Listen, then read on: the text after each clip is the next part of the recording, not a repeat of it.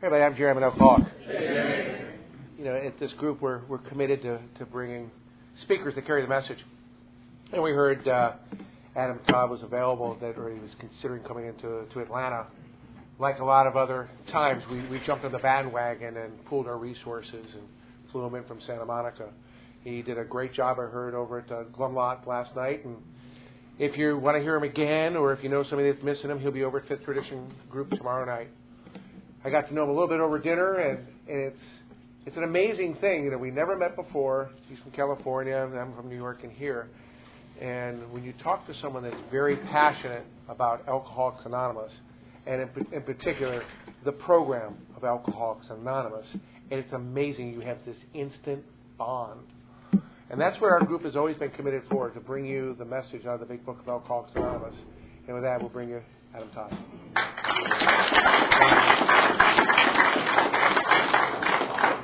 My name's Adam. I'm an alcoholic. Hey, Adam. Want to thank you guys for inviting me to come talk tonight. It's always an honor and a privilege to be asked to participate in Alcoholics Anonymous. Ultimately, it's a responsibility to give back what was so freely given to me. Thank you, Jerry, for your hospitality. I know there's people here that heard me last night. I immediately want to do this whole thing backwards so no one recognizes me. But the only way I can change my story is if I drink, But, I live in Southern California, and, every group has their perpetual newcomer. I know there's got to be a couple people here that are new, that have been in and out, and that was my story. I came in and out of Alcoholics Anonymous since I was like 17 years old, and I had so many chips and key tags I could have played poker with them. It was horrible. I mean, I remember one secretary saying, "Give them back," you know what I mean? And I did that walk of shame over and over and over again. And, there was so much guilt and shame. I think that almost killed me because I didn't want to come back. And I felt all of this judgment in Alcoholics Anonymous. And, we always say, don't judge anybody in AA. You guys ever hear that? And then what do they tell you 5 minutes later? Stick with the winners.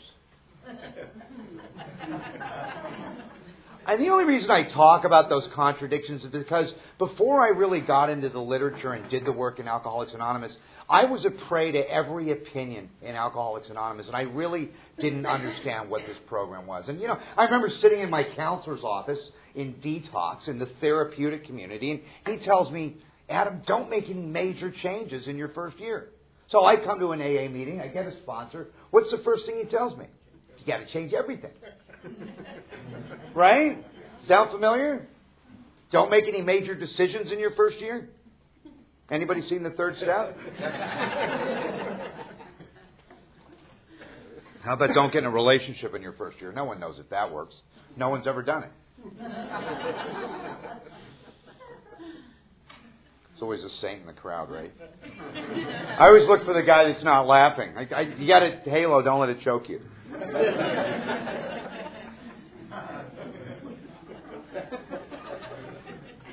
We talk about God a lot in AA, and it's a really hard thing to talk about. And one of the things they said to me is, God doesn't give us more than we can handle.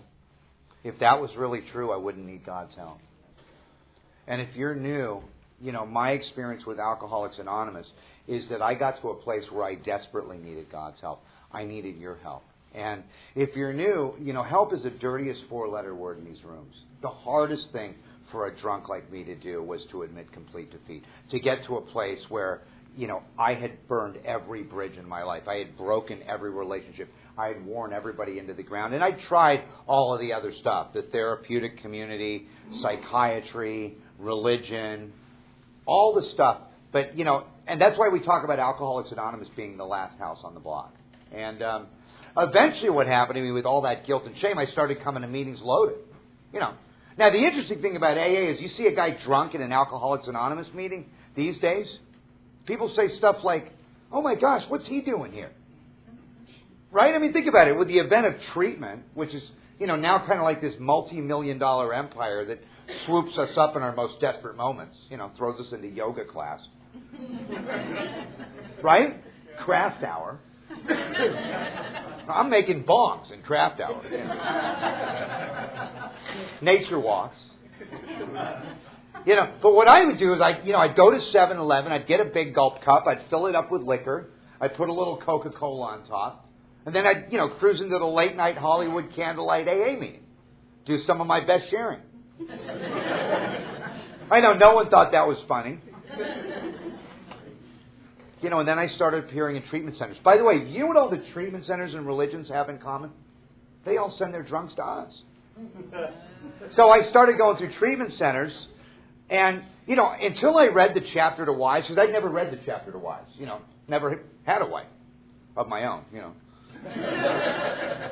But the chapter to wives talks about 4 specific types of alcoholics. Type 1, Type 2, Type 3, and the 4th type of alcoholic in that chapter is the type that's been placed in one institution after another, that usually drinks on his way home from the hospital, that's more or less insanely drunk. And that was me. By the time I finally did get sober, I'd gone through treatment 28 times. Not 28 days like the movie, 28 consecutive times. I mean, I spent my entire inheritance on treatment. And I remember telling my sponsor, I went through treatment 28 times. I was hoping that would get rid of the guy, loser. Maybe ruin his batting average. Go find someone that's willing. And he looks at me right in my eye and he says, going through treatment 28 times, that doesn't make you an alcoholic. And I thought, you're kidding. He says, no, it means you paid $500,000 for a big book. And I didn't think that was funny either, And I'm not going to start citing and quoting pages tonight out of the big book. But page 101 of the big book says any scheme that attempts to shield the alcoholic from temptation is doomed to failure. See, treatment was a great place to fatten me up for another run, but treatment never solved the problem. And for me as an alcoholic, like a lot of us, I always thought the problem was booze. I mean, since I was a little kid, people had told me, why do you drink so much? Just quit drinking. Stop getting loaded. Just stop. I always thought the problem was alcohol. And if you're new, someone came up to me and said, Adam, if alcohol's your problem, that drink, that shot glass, that 12-pack, if that's your problem, you're probably not an alcoholic. And then in the very next breath, he said to me, and if you are in fact an alcoholic, the type that's described in the doctor's opinion in the big book of Alcoholics Anonymous, your problem isn't alcohol. And you know what? It took me another decade to understand exactly what that guy was trying to explain to me. I mean, it was like some kind of cruel riddle. I drank over that for years. But I knew a couple things, and I got around a home group that was very specific on asking questions. And they asked me some very specific questions. And one of those questions was directed at the fact that if I really look at my history, and you might want to think about this if you're new, my history showed me that I couldn't live with alcohol. I could never really live with it. From the time I was in junior high school, which is like middle school now, I was already pissing in my pants, drooling on my desk, passed out under the bleachers. My nickname in 8th grade was Space Cadet. I couldn't find homeroom. Right? People are picking high schools, I'm picking rehabs. Right? Most likely to overdose. Everyone could see I couldn't live with alcohol. But see, alcoholism comes in people. It doesn't come in bottles. And the greater aspect of this spiritual disease, centering in my mind, points to the very simple fact that a drunk like me cannot live without alcohol. Not successfully, not happily. And in part what it means for me to be an alcoholic, if I really look at my history, is that I have a mind that continues to take me back to alcohol. If I really look at my relationship with booze, every time I got out of treatment, every time I got released from jail or an institution, every time I got out of a hospital, my mind would take me back to booze. It's almost like my default program. And like I was talking about last night, I was sponsoring this computer programmer, and he was so quick to point out the definition of a program. One of the definitions in the dictionary is a sequential set of instructions that brings about a result. Now, when you get a corrupt file in a computer, what do? You put in a recovery disk, right? It restores it to an earlier point in the process. And Wilson uses the word process. Then he tells me that 10 and 11 are like the viral scan. And the only reason I say that is for many, many years, I had confused the program with the fellowship. And I'd been thinking that I would get recovery from sitting in these rooms. And you know what? It's not going to come up through the chair. I didn't understand that. That what I found in the rooms of Alcoholics Anonymous, and what you'll find if you're new, is you'll find enthusiasm. You'll find encouragement. You'll find inspiration. you will find hope.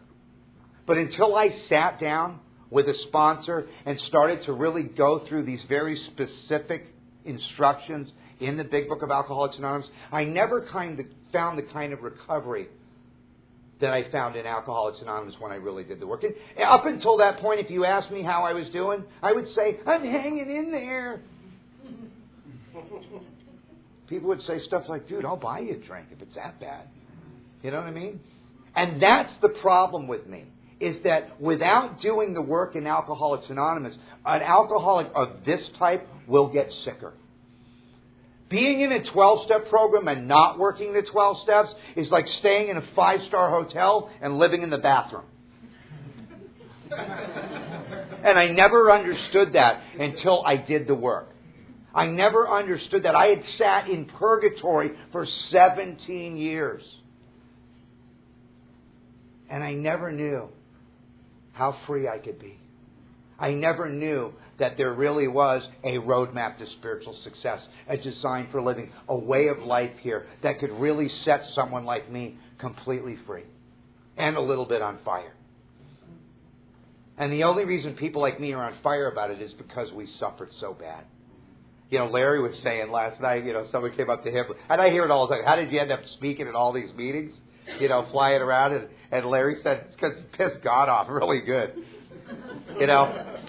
And I'm so grateful to be here with you guys. And what I found here last night in that meeting is something that we seem to be losing in Alcoholics Anonymous, and that is the adherence to the principles of Alcoholics Anonymous.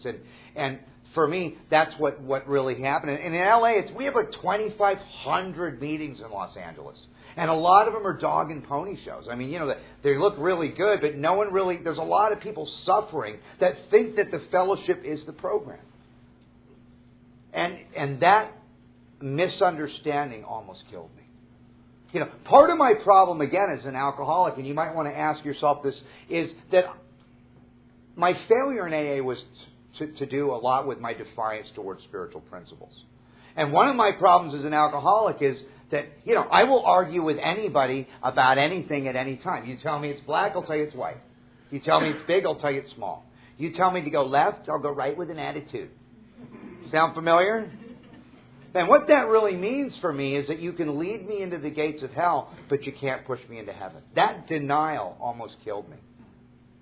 Denial is an acronym, by the way. It stands for Don't Even Notice I Am Lying. Think about it. You could tell an alcoholic, but you can't tell them much. Oh, you don't believe it? Try sponsoring somebody. So what happened to me is I got to one more treatment center. I was dying of alcoholism. I was 120 pounds. I'm going to break tradition. I'd been on methadone maintenance for 10 years. Okay? But I am an alcoholic. And I'm sitting in this detox. I look like I just got out of a concentration camp. I'm dirty, and I've let everybody down one more time. Remember that great feeling in detox? A couple of you guys were probably just there, right? And, I'm sitting in this detox circle with my fellow associates. A vision for you, right? And this woman from AA comes in on her H&I panel. H&I stands for hospitals and institutions, by the way. I think you have a similar thing, treatment and institutions or something. But hospitals and institutions is a committee that brings meetings into prisons and detoxes, hospitals, treatment centers, anywhere where clients, patients, or inmates can't get to meetings. H&I probably has the lowest relapse rate in all of recovery. Like I was saying last night, I mean, we have like 250 people at our H&I meeting, and they're fighting to get on panels. And a panel is where you go into a treatment center and talk to people about Alcoholics Anonymous. They're like literally pushing each other out of the way to get there. And this woman's on her H&I panel, and I'm sitting in my nightgown with my ass hanging out. And of course, I'm judging the speaker. Think about it. We're the only people that can be on the curb and look down at the world, right? I got two speeds, grandiose and comatose. And I'm strutting around detox in my nightgown, bragging about robbing Brinks trucks. Right? I do my 4-step. It's a bread truck. And it's empty. So this woman's talking about AA. And at the end of her talk, she looks us all up and down and she says, if I could give you the gift of recovery, I wouldn't do it. And I remember looking at her and I looked at the guy next to me and I said, what a bitch. And then she said something that would later change my life.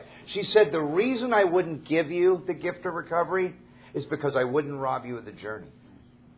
Now, all of these years later, I understand that that journey to recovery, just like that journey to surrender that each and every one of us has to walk, it's personal.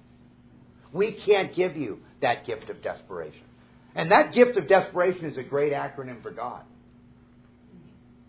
But for me, like a lot of us, until I got to that place where my head couldn't get enough and my body couldn't take any more, that place where I was at death's door, like I got to AA the day before I died. That's the way I felt the last time I walked through the doors of Alcoholics Anonymous. And that was one of the things that brought about a willingness like no one could have ever given me. But, when your head can't get enough and your body can't take any more, God means something totally different to a drunk like me. It means grow or die.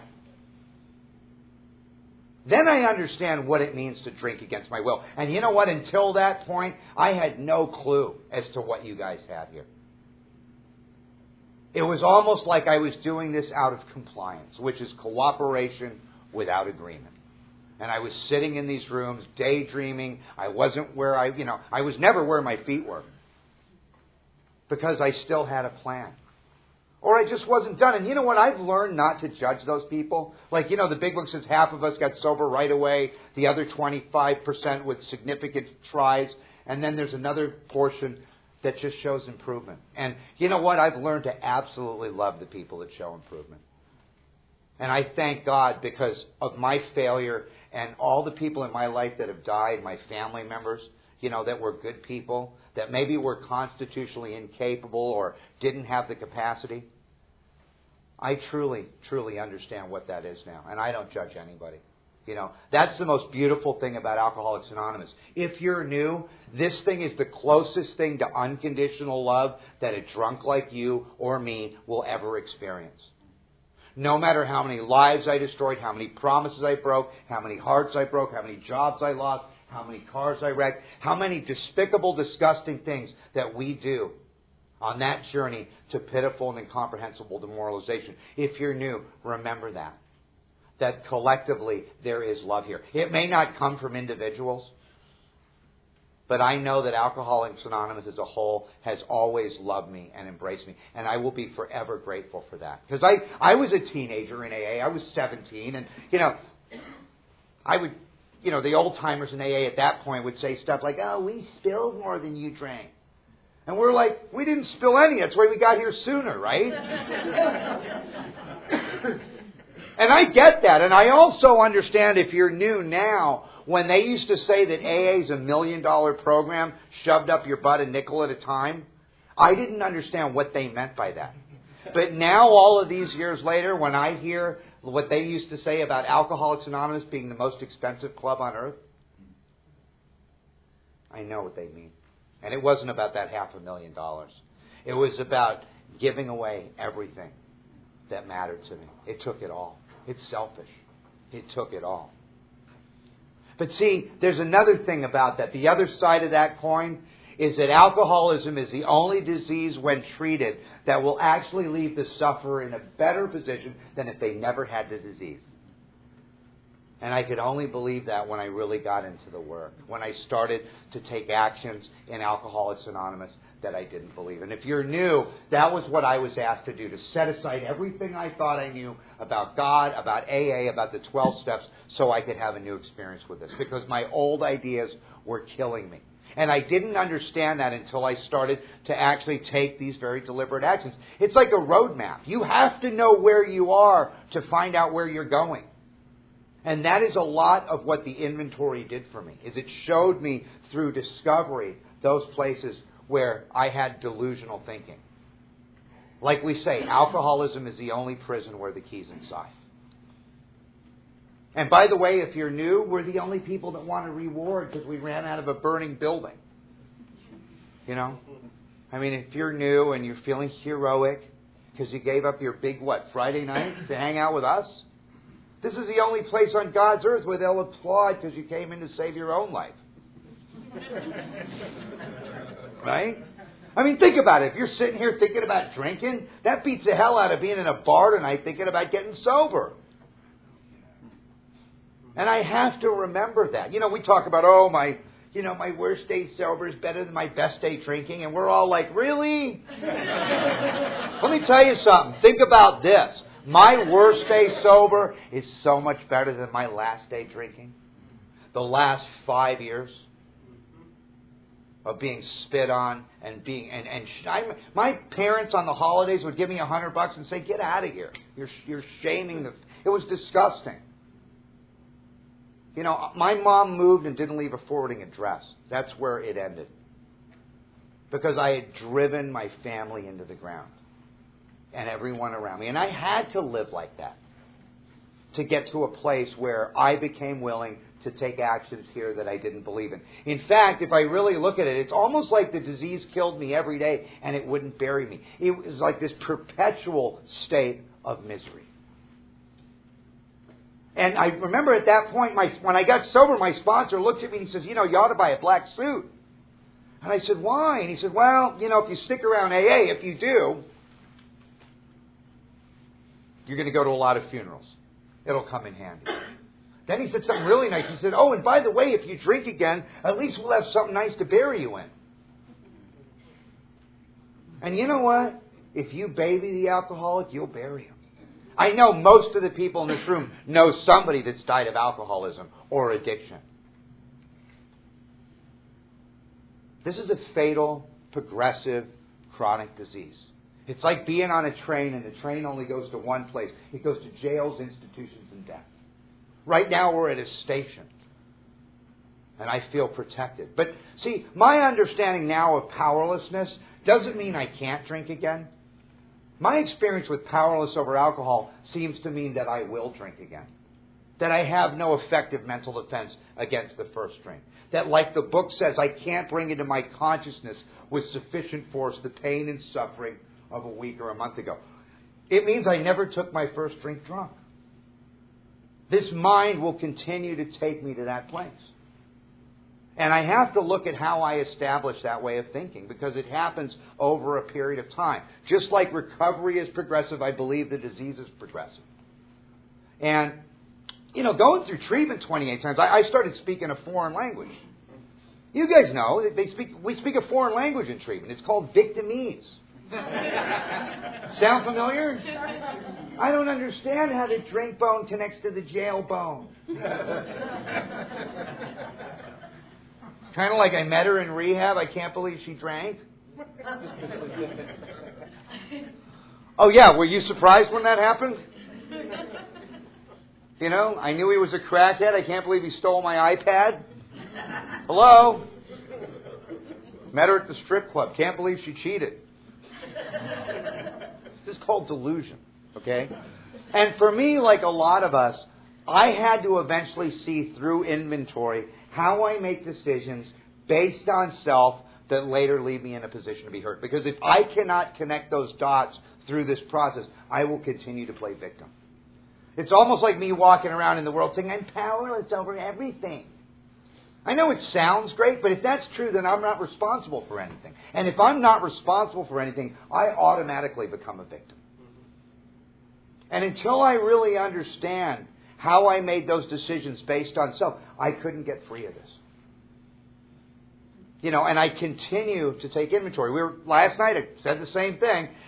Continuing to take inventory is kind of like going to the ATM machine. Now, it's a peculiar analogy, but when you go to the ATM machine, what do? You put in the card, you put in the code, you take your money, right? You put in the card, you put in the code, you take your money, you put in the card, you put in the code. And after a while, you're like, I get it. And you stop doing it. And my friend said, yeah, but what's going on behind the wall? And I said, my goodness, the account's being debited.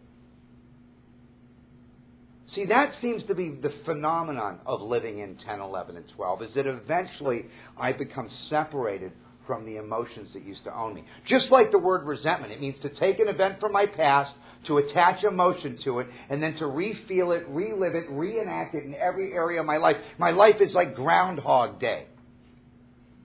And I got a button on my forehead that says, push me. And I continue to play victim. So really, it's like normal people seem to be intellect over emotion. They think, they process, and they act. I'm exactly the opposite. I'm emotion over intellect. I act, process, and then think. Oops, 10th step. I mean, come on. We're the only people that burn bridges ahead of us. If you're laughing, you're relating. Wherever there's hysterics, there's historics. Wherever I have an emotional response, I have to write inventory. I have history. And what happens through doing that again and again and again is eventually I start to become emotionally separated from all those events. Most of them were set in my childhood, and I never saw it. And that seems to me to be very much part of the dysfunction that fuels my alcoholism. It has nothing to do with the phenomenon of craving, but it is that which takes my mind back to drinking. And it became critical that I understand that. If it wasn't important, we wouldn't have had all of this inventory and this approach to the psychic change through this process. It's a very systematic approach to bringing about a change. And they'll tell you, if you don't change, your sobriety date will. That's what they told me. And I very much am in tune with why I drank. Because I continued to go through that process. And, for me, fear won't keep me sober. I don't know about you guys, but, getting a third strike, living on the street, being homeless, losing my big career, throwing away my education. Did scared straight work for you guys? That went right over my head. Now, the big book illustrates the problem drinker as someone that can stop or moderate given sufficient reason, right? Huge difference between a problem drinker and a real alcoholic. Think about it. You got a problem drinker and a real alcoholic in a jail cell for, say, drunk driving. You got two completely different philosophies going on. You get the problem drinker over here on one side of the cell thinking, God, why did I drink so much last night? I knew I shouldn't have drank so much. Real alcoholics over here on the other side of the cell thinking, why did I take I-85? Now, the court card people never laugh at that joke. Right? That's not funny. You should have stayed on surface streets. You could have been home cleaning your pipe tonight. Victim. Problem drinker's wife says, honey, if you don't stop drinking, I'm leaving you, right? Problem drinker cleans up his act, doesn't drink in the house, gets a little Visine. Now, if my woman says, honey, if you don't stop drinking, I'm leaving you, you know what I'm thinking, right? I'm thinking about single life. I mean, you want to see drama in the life of an alcoholic? Get between an alcoholic and a drink. Remember what that's like? You want to see drama in my life? Get between me and AA. See, alcohol was the love of my life. If anything got in the way of booze, it was out of my life. I mean, alcohol completed me. It had me from hello. If anything got in the way of booze, it was out of my life. You think I'm going to let go of the love of my life without a fight? I can't even let go of a bad relationship. Everything I let go of has claw marks all over it. And my experience with AA has been identical to that. If anything gets in the way of Alcoholics Anonymous, it's out of my life. A woman, a relationship, I don't care how beautiful she is, how much she loves me, how great she makes me look. I remember the first time I said that from a podium, there she was in the back of the room. She's like, honey, you don't look like an alcoholic. Oh my goodness, why do you got to go to all those meetings? Oh, you're not speaking again, are you? It's the weekend. Next thing she tells me, you know that AA thing, it's getting in the way of our relationship. So a couple months later, it's Thanksgiving dinner. It's the big night, right? I'm going to meet her parents. It's meet the parents' night. So I'm all dressed up, head of the table. Out comes the exotic wine. I'm sitting there. She says, honey, you can have one glass of wine. Oh, come on. It's just a glass of wine, sweetie. It's Thanksgiving. It's natural wine. I know, 4 more rehabs. I know, I stole her purse that night. It's true. Went down to the hood and got an outside issue. Yeah. And she came to detox with a get well card. I know, I got 4 cards from that one. Now, I love Al-Anon family groups. I don't want to offend anybody tonight. I come from a long line of alcoholism. But, for her, a slip was 10 minutes of compassion. I tried to send her to Codependence Anonymous. She wouldn't go. You know why? She didn't have anyone to go with.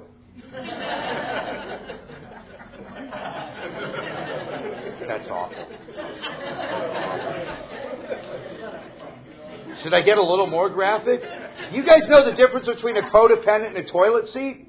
The toilet seat doesn't follow you around after you poop all over it. I know that's horrible. But see, I have alcoholism and suicide on both sides of my family, and I had to understand the principles of Al-Anon. I didn't cause it. I can't control it. I can't cure it. I was told to mind my own business and have some business to mind.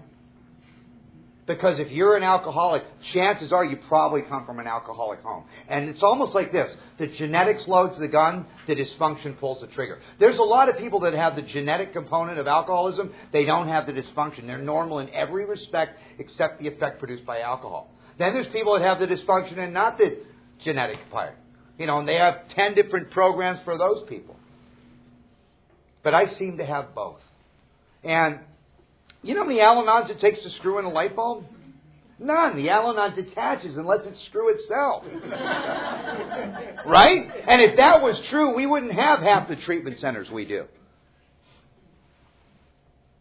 I have sponsees that pay more in taxes than I earn all year. They have these huge careers and these little tiny programs. I've never seen one of them stand the test of time yet.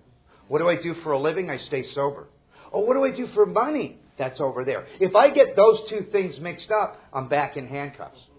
I get those two things mixed up, I'm back in an emergency room. Or I get a double header, I'm handcuffed to a gurney in an emergency room. But that has consistently been my experience. Puke smells the same in a Mercedes, if you haven't noticed.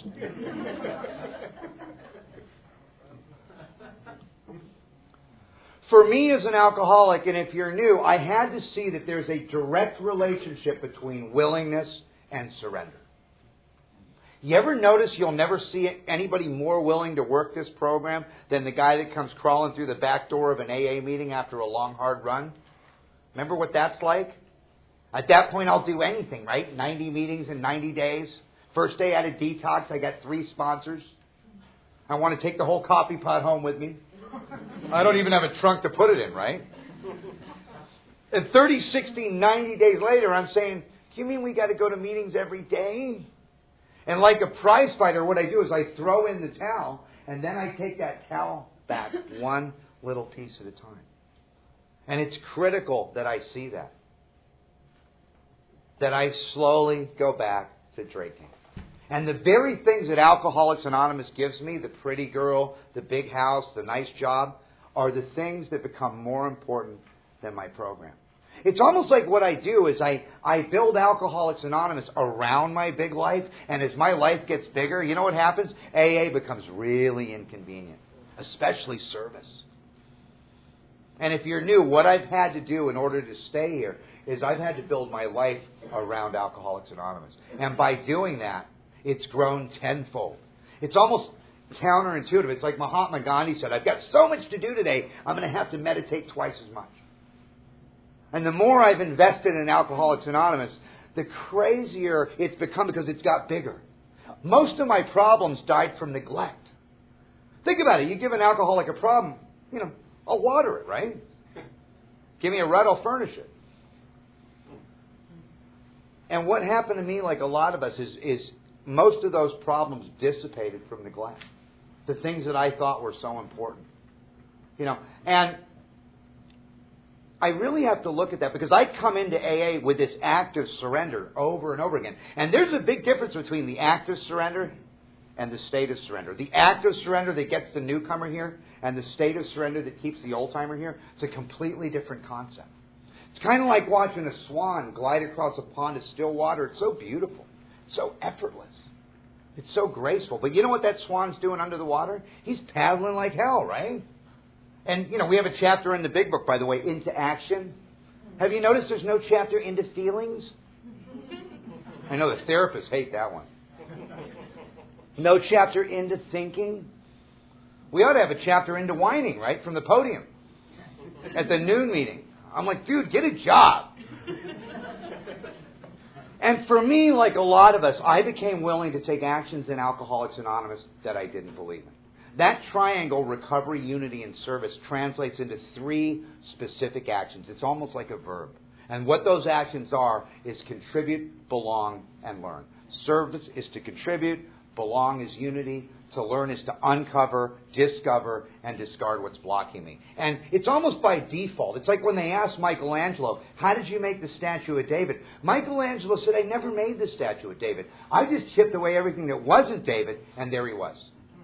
And that simple idea, me taking these actions consistently over a period of time, the product of contributing, belonging, and learning is that I feel wanted, needed, and loved. Just like in the Keys to the Kingdom. If you ever read that story, it's a beautiful story that's in the big book of Alcoholics Anonymous. And it talks about those basic ideas.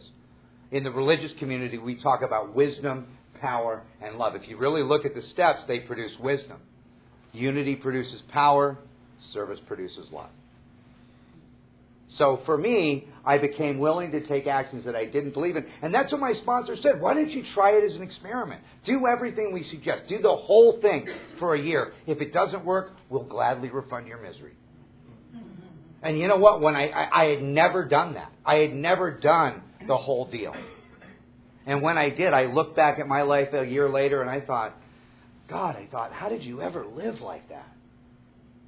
But before that, all I'd done is sat in meetings and talked about my problems. And I would go from one meeting to another looking for sympathy. And I got a little sympathy, but I didn't get recovery. I did not get recovery. See, for me, self-knowledge won't fix me. I've had every relapse prevention class known to man. And I'm back in class, learning about my triggers, in my nightgown. I'm like, counselor, waking up's a trigger for me. I'm awake. It's like, sir, will you please go back to your dorm? Button up your nightgown. And I'm on Skid Row again, drunk, behind a dumpster, reciting chapter 5 out of the big book. And the bum next to me is like, dude, will you shut up? You're ruining my high. And I'm crying because I can't get back here. Because I got a head full of Alcoholics Anonymous, I got a belly full of booze, and I'm separate, different, and alone one more time. You think that sounds painful? You know what could be worse than that? Being in this room tonight, being a real alcoholic and not working the 12 steps. It could be worse. There's no anesthetic. Coming to meetings late, leaving early, not having commitments, not having a sponsor, not being in the steps, not doing service. It can be more painful. That's why, we have all these moments of, these milestones, right? 30, 60, 90 days of recognition. We should have a moment of recognition for the guy in his last 30 days. You can always spot him. Just ask him how he's doing. I'm fine. I'm like, really? Why don't you tell your face that? But you always hear about him later. Remember so-and-so that used to sit up front right here? Killed himself. Overdosed. Back in prison. See, I know what it's like to sit in a room like this full of happy people and have that awful ache in the heart of every alcoholic that no one knows about. That loneliness that has nothing to do with the closeness or proximity to other people, but my inability to connect with others. I know what that's like. I know what it's like to sit in a room like this and make a decision to get loaded. You know what? I'm puking my guts out before I get to the liquor store. It's almost like the phenomenon of craving just takes me. And you think at that point I'm going to call my sponsor? It's the last guy I'm going to call. And I know that for me. That for most of my early experience with Alcoholics Anonymous, I was one decision away from a drink. There was nothing between me and that decision. And today, there's a whole world called recovery. There's people like you, there's rooms like this, there's commitments, there's traditions. And the collective of all of that is this mystery we call God. And all of that, it's like being on a merry-go-round. I can hang on the edge of that merry-go-round, and if If I come off it, no one's even going to notice. But I get in the center of Alcoholics Anonymous, just like the herd mentality. I will not get picked off. And I know that to be true. It's like, the difference between being in the program and on the program. It's kind of like the difference between being in a submarine or on a submarine. Oh yeah, when the ship takes a dive, you'll find out if you're in it or on it. I remember telling my sponsor I had a degree when I came to AA. You know what he said to me? He said, Adam, thermometers have degrees. You know where they stick those? He was so mean. But see, knowledge is necessary to win the confidence of a newcomer, where no one else could, where the clergy couldn't do it, where the therapist couldn't do it, where the drug and alcohol counselor couldn't do it, where the parole officer couldn't do it. Another alcoholic was able to win my confidence because he lived like me. He felt like I did. Not just drinking, but in untreated alcoholism, in selfishness, in dishonesty, in resentment, in fear, that corroding thread. That was untreated alcoholism, and that's what another drunk was able to share with me.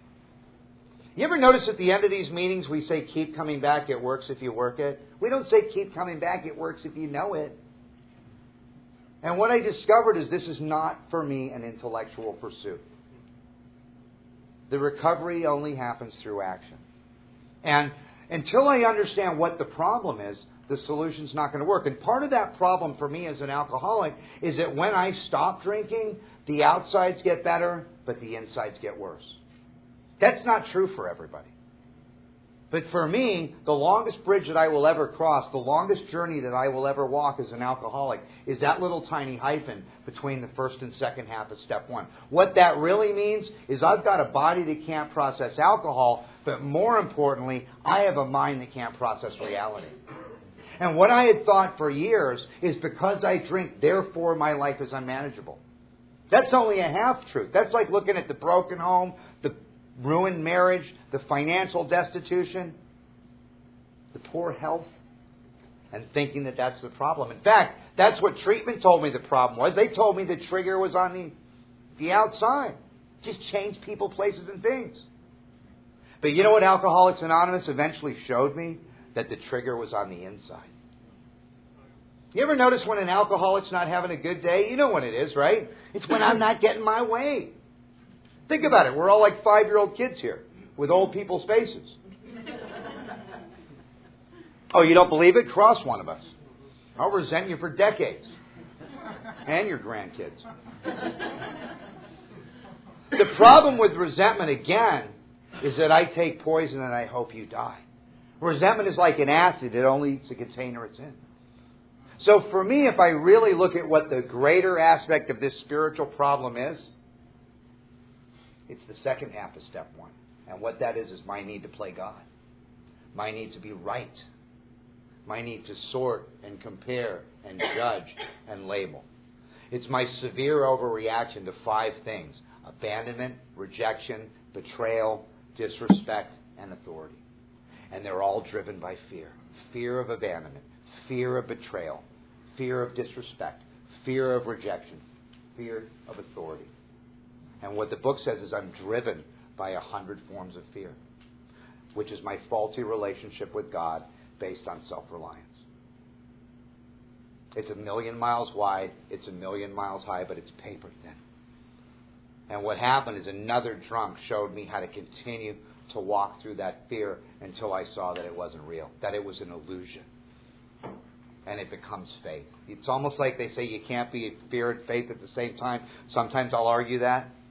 But it seems that if I keep my eye on God and on this program, I've seen so many people walk through fire here. I've walked through the death of one of my parents, all that stuff. All that stuff. And I thank God that I never did it alone. I remember when my mom was dying, and I was talking at a meeting, and I just mentioned to one person that my mom was on her deathbed, and because I kept my private life kind of private, and within a day, I had 10 people in AA call me and say, "Yeah, I lost my mom too," and they walked me through that, and that's what Jerry was talking about at the beginning of this meeting, is that, I travel a lot, and I travel just for fun too. And whenever I travel, I find a directory and I find meetings before I go, no matter where I go. And within minutes, we make friendships that are just unbelievable. Because we have, in a way, this same personality profile. We have a common problem and we have a common solution. And, we question what the common problem is. I heard it tonight. I mean, you come into an AA meeting these days and you've got, and I don't want to offend anybody, but, you've got alcoholics, then you got addicts, then you got addict alcoholics, then you got alcoholic addicts, right? They're somehow different. And, of course, we get the dope fiends in the back that are worse than all of us. In my experience with alcoholism, if I don't have a common problem, I don't have a common solution. And I start to look at what that spiritual maladjustment is when I'm not drinking.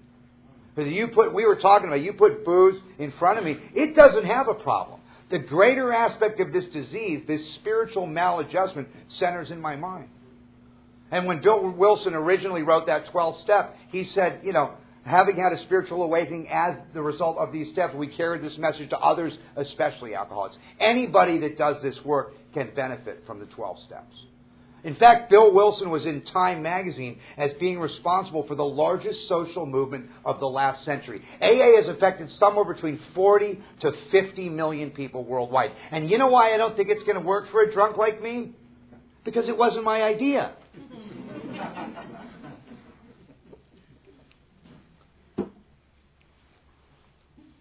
There's too much evidence that this works.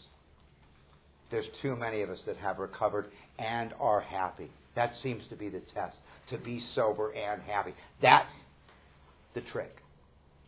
And that's what I didn't really understand for a long time. Is that, for me, thinking it through doesn't work. Oh, just play the tape through. I play the tape through back to Skid Row. You know what my head tells me? Oh, Skid Row wasn't that bad. Right? Toothless Honey, Cardboard Box. I can make it on Skid Row.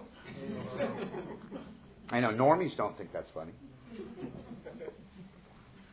I mean, that's the insanity of alcoholism.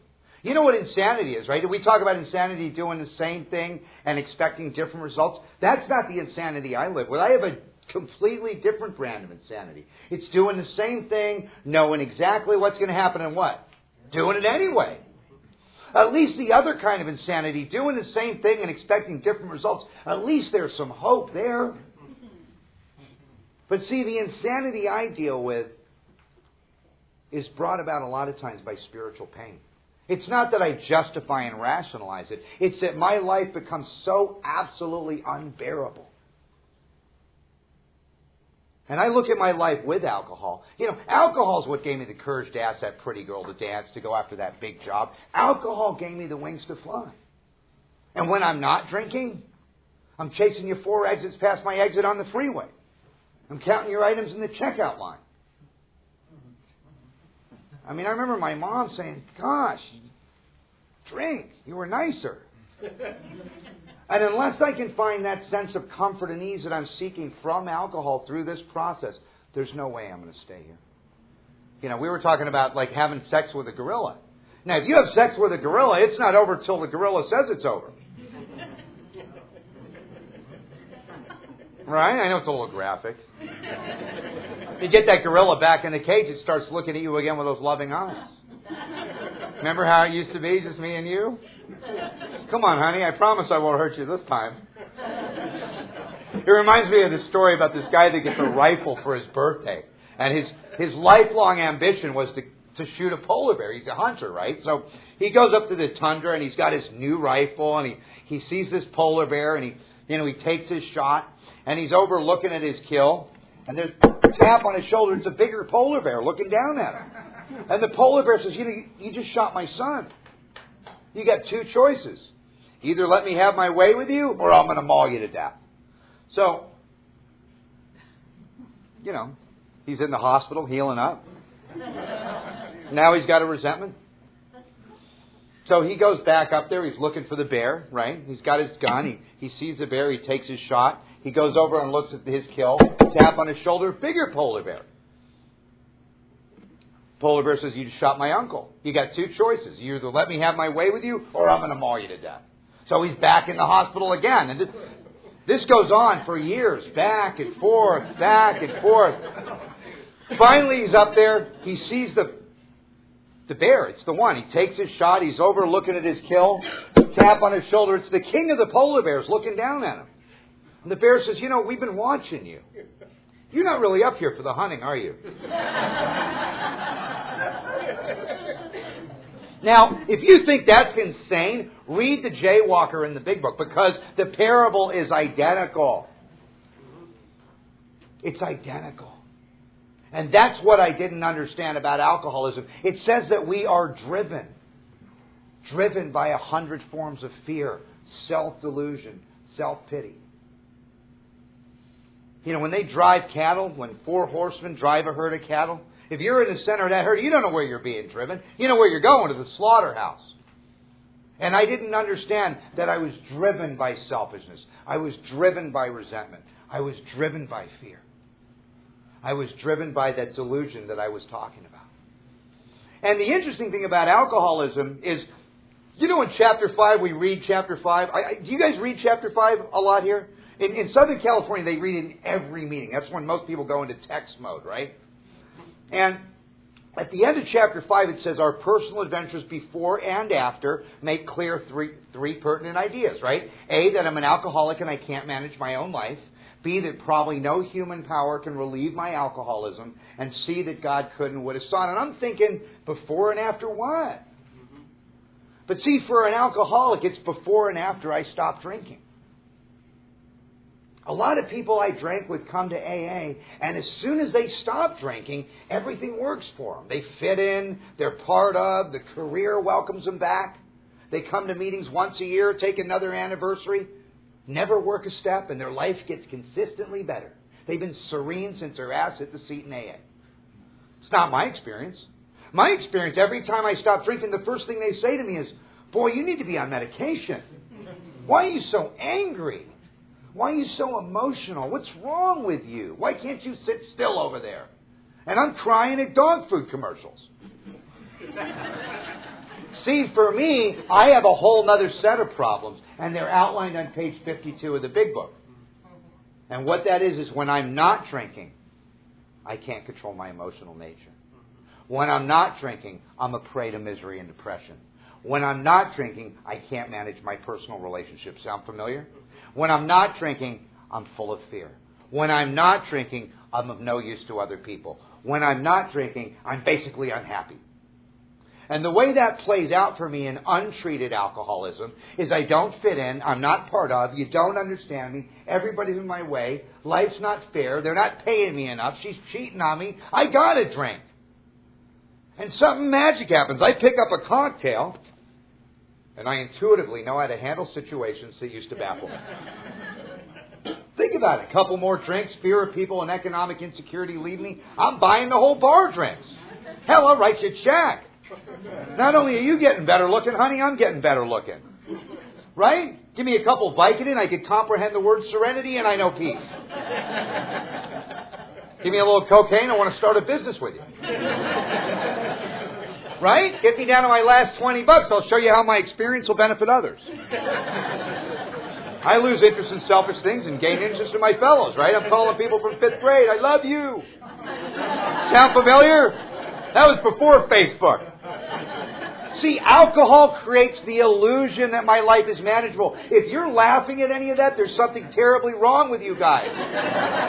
That does not occur in the normal or temperate drinker. Think about it. Alcohol's classified as a depressant.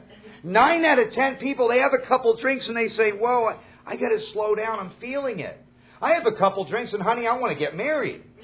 I want to go to Vegas. I'm trying to find the car keys I hid for myself before the first drink. See, for me, alcohol's a stimulant. And that's what makes me bodily and mentally different from my fellows. Not how much I drink, not how often I drink, but that effect produced by alcohol is so elusive in me that I cannot differentiate the true from the false. We were talking about everything being black and white, and suddenly it's technicolor. Everything seems possible. And that magic is only produced in this classification of people. In fact, what it does so much for me, I don't care what it's doing to me. And that's what the earth people don't understand about us. Or the Al-Anons, I'm sorry. You know, they can't understand why we drink, and we don't know why you don't. But as alcoholics, we know exactly why we do. Because life has its moments, and for those very moments, a drunk like me will give my life. I will make the supreme sacrifice just to feel that sensation. That sensation is so elusive. It's so interesting because at the end of the promises, what it says at the end of the promises, we suddenly realize that God could do for us what we could not do for ourselves. Didn't some of us suddenly realize that alcohol had done for us what we could not do for ourselves? If that's really true, then there's a relationship between God and alcohol. You get into the ghettos in this country where everything's been burned to the ground, there's always two things that stick out: churches and liquor stores. You know why? Because they both give man hope. And if you're new and you're an alcoholic, see, hope doesn't matter to a drunk like me until I become hopeless. It really won't matter to me until I'm fresh out of plans, until I've burned my life to the ground. Then God gets my attention. There's 3 prayers in this life. One is, God help me. Remember saying that? I always tell people, we have a chapter, We Agnostics, in the big book. When you're wrapped around a toilet, puking your guts out, all you say is, oh God. All you know is God. Right? Remember? Get a couple days sober, it's like, there's no God. Right? It's so funny. So there's 3 prayers. One is, God help me. The other is, God give me. It's the greatest distraction on earth. But the third prayer is, God use me. And I end up in the middle of Georgia. And I'm so glad to be here. I can't tell you how glad I am to be here. I drank for mind expansion and pain reduction. You know what I got, right? Pain expansion and mind reduction. My life was so small. It was like there was nothing left, this little ember. And Alcoholics Anonymous blew on that, and it's become this fire. And every single one of us has an opportunity to turn this thing around and turn this seemingly cursed thing into a blessing. I just had to be willing to set aside some old ideas, to let go of my resistance. The opposite of admission for me is really denial. And it's not denial about the problem. If you're new, it's never denial about the problem that stops me from having a good life. Again, it's denial about the solution. That this plan of action, this roadmap to spiritual success, like I said before, won't work for me. And I had to set aside those old ideas. If you added up my 3 relationships coming into AA, my relationship with God, plus my relationship with others, plus my relationship with myself, and you put an equal sign under it, you know what it would equal, right? Detox. But I still thought I had it going on.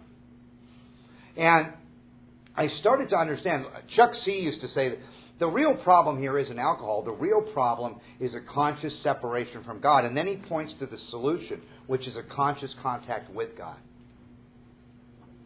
And for me, that bridge from 2 to 11 is steps 4 through 9. Maybe what they should say in AA is, rarely have we seen a person fail that's done steps 4 through 9. Rarely have we ever seen anybody do 4 through 9. Right? I do the AA waltz. 1, 2, 3, drink. 1, 2, 3, drink.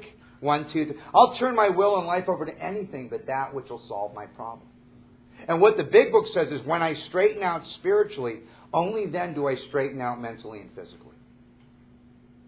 I know we're running out of time here. If someone did to me what I did to myself, I would have killed them. Ask yourself that question. If someone did to me what I did to others, I would have killed them. And then I come to AA, and you want me to pray to God? I didn't want God to find out where I was. See, I had become bankrupt in those 3 simple relationships. That's the conscious separation from God. If you really look at the 12 steps by design, steps 1 through 3 recreate and develop a relationship with God. 4 through 7 recreate and develop a relationship with self. 8 and 9 recreate and develop a relationship with others. It's real simple. 10 maintains my relationship with self. 11 maintains my relationship with God. And 12 through service maintains, develops, and grows my relationship with others. So coming out of the steps, I'm able to live in harmony in those simple, basic relationships. There was a great spiritual teacher. He was asked, what's the most important thing of all your teachings? What did he say? Love God with all thy heart. Love thy neighbor as thyself. And if God scares you out of these rooms and you're a real alcoholic, don't worry about it. Booze will scare you back in. We got you. we have a chapter, we agnostics. There's no chapter, we believers. Einstein said this thing that became a principle in my life. A principle is a core belief that becomes the foundation of my life. That principle is I would rather live this life pretending there's a God and finding out there isn't than live this life pretending there's no God and finding out there is. It was just that simple, that I became willing to let go of those old ideas. And you know what I found out? It's so much easier to believe. If people have to change for me to be happy, you know what? My life's going to be miserable. And it seems that when we talk about God being everything or God being nothing, with that power, my life just works. It's like going into a new city without GPS. I am lost. And what I discovered about this power is real simple. God will steer, but God won't row. And that has to be something that makes sense to me, because if it's not that, then I have this delusion that God picks and chooses. And then I start to become separate from that power again. This unconscious separation. There's a poem in Notre Dame that says, I sought my God I could not see. I sought my soul I could not free. I sought my brother, and I found all three. And that's why we talk about nothing ensures immunity from drinking more than intensive work with others. That real simple idea. And what happened to me is when I walked out of that 28th treatment center, the guy that was running the detox, who was in AA, said, why don't you come back to detox next week, Adam, and tell everybody here how you stayed sober a whole week if you can make it. And for the next 8 years, I sat in 2.5 hours of bumper-to-bumper traffic from one side of LA County to the other to tell the guys in detox how I stayed sober a whole week. And what happened is I was tricked into service. And that was the thing that I never really understood. That it was one drunk working with another. That is how this thing is duplicated to what it is. And I thought that I had nothing to offer. And he showed me just in one statement that the defects were preventing me from being of service. I was too selfish to be of service. I was too dishonest because I thought I had nothing to offer. How can you possibly give a newcomer worse advice than they were giving themselves? You know what I mean? Or I was too afraid, or I was too resentful. And as I got out of the way and I started going back there, people asked me for help. And I asked my sponsor, and it turned into this. Just a real simple idea. If you're new, I hope that you might get involved with this group. And if there's so many people here, like Larry and you guys that invited me, that know the book like the back of their hand. It's all here. If you want it, it's right here. There's so many people here that'll help you. Thanks. Thanks.